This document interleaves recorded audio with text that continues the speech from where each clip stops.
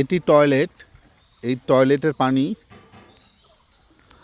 এবং পার্শ্ববর্তী গোসল করার যে পানি, এই দুটি পাইপ দিয়ে সরকারি যে ড্রেনটি দেখছেন সেই ড্রেনটিতে এসে মিলিত হয়। মিলিত হওয়ার পরে সেই পানি দুর্গন্ধযুক্ত পানি একটি বাড়ির কাছ দিয়ে সামনে গিয়ে পুকুরে পড়ছে। এটি একটি সরকারি ড্রেন। কারো কোনো এখতিয়ার নেই যে সরকারি ড্রেনে পয় নিষ্কাশনের পানি যুক্ত করবে। এই বাড়িওয়ালার দুর্গন্ধে অতিষ্ঠ। তার বাড়ির পাশ দিয়ে এই সরকারি ড্রেনের মধ্য দিয়ে পয় নিষ্কাশনের পানি যাচ্ছে। এটি রংপুর জেলার পীরগঞ্জ থানার 11 নম্বর পাঁচগাছি ইউনিয়নের 4 নম্বর ওয়ার্ডের আফজাল হোসেনের বাড়ির হলো পয় নিষ্কাশনের পানি।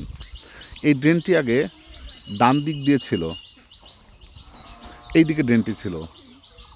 পরবর্তীতে আফজাল হোসেন এই ড্রেনটি বন্ধ করেন।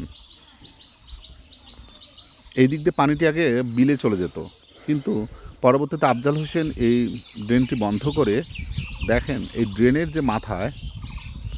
ড্রেনের মাথায় সে অবৈধভাবে একটা পাইপ যুক্ত করে অন্যের পুকুরে সেই পয় নিষ্কাশনের পানি ফেলে দিচ্ছেন, যেটা চরম একটা অন্যায় কাজ। পানি পড়ে দেখেন জায়গাটা গর্ত হয়ে গেছে। এটা একটা পুকুর, এখানে মাছ চাষ করা হয়।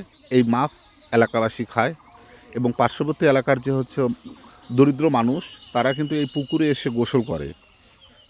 মানুষ কতটা অমানবিক হলে এমন কাজ করতে পারে যে পয় নিষ্কাশনের পানি